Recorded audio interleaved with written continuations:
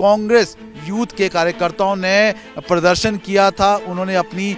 कमीजें उतारी थी। उस मामले में कांग्रेस के 3 कार्यकर्ता है वो शिमला से आगे रोहडू के चिड़गांव में एक निजी होटल में रुके हुए थे। दिल्ली पुलिस की जो जवान है वो कांग्रेस के कार्यकर्ताओं को लेकर फिर से दिल्ली की ओर निकलते हैं, लेकिन तकरीबन 8 बजे के आसपास शिमला पुलिस है उनके ऊपर एक एफआईआर दर्ज कर देती है। इस पर हवाला दिया जाता है कि ये तीनों कांग्रेस के कार्यकर्ता हैं, इन्हें जरूर ले जाया जा सकता है, लेकिन जो पूरे दिल्ली के पुलिस जवान हैं जिनकी संख्या लगभग 20 के आसपास थी, उनके ऊपर एफआईआर दर्ज है। और डिजिटल रिपब्लिक भारत के लिए इस वक्त मैं शिमला से रिपोर्ट कर रहा हूं और जो ताज़ा विवाद है वो दिल्ली पुलिस और शिमला पुलिस के बीच देखने को मिला है, जहां पर कि एक हाई वोल्टेज ड्रामा है पिछले 12 घंटों से देखने को मिला है। अगर मैं सिलसिलेवार तरीके से बताऊं तो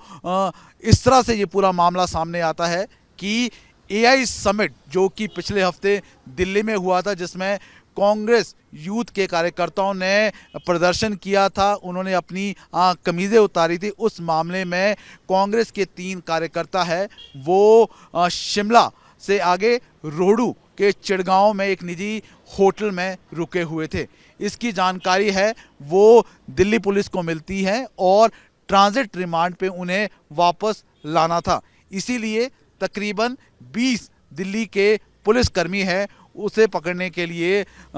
शिमला के चिड़गांव पहुंचते हैं और निजी होटल से उन्हें हिरासत में ले लिया जाता है।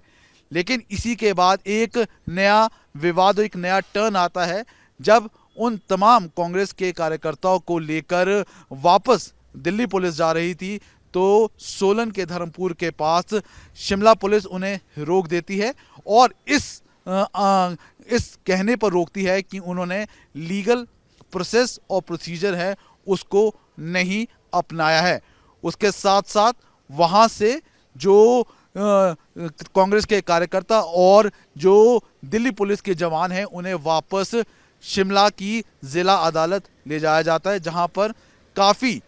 घंटों तक दिल्ली पुलिस और शिमला पुलिस के बीच विवाद होता है।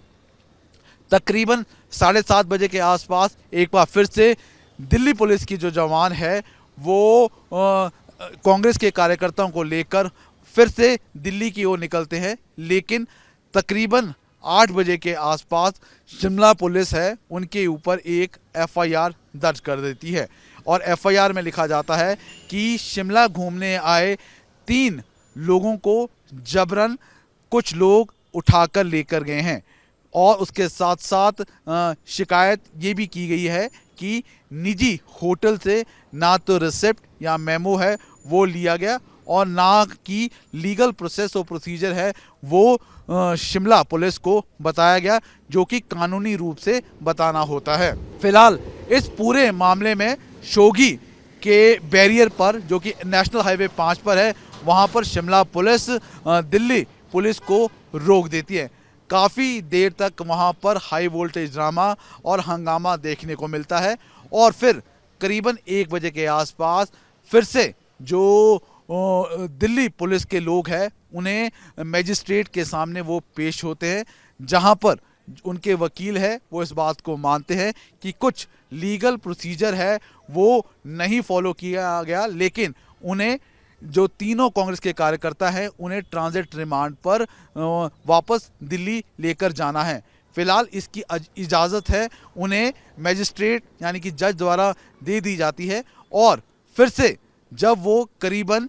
4 बजे के आसपास शोघी बैरियर पर पहुंचते हैं तो एक बार फिर से शिमला पुलिस है वो दिल्ली पुलिस के जवानों को रोक देती है और इस बार हवाला दिया जाता है कि ये तीनों कांग्रेस के कार्यकर्ता हैं, इन्हें ज़रूर ले जाया जा सकता है, लेकिन जो पूरे दिल्ली के पुलिस जवान हैं जिनकी संख्या लगभग 20 के आसपास थी, उनके ऊपर एफआईआर दर्ज है और उस एफआईआर के ऊपर यहाँ से उन्हें नहीं जाने दिया जाएगा। फिलहाल इसी बात को लेकर है वो विवाद होता है और साफ तौर पर शिमला पुलिस कहती है कि लीगल प्रोसीजर को फॉलो करना होगा।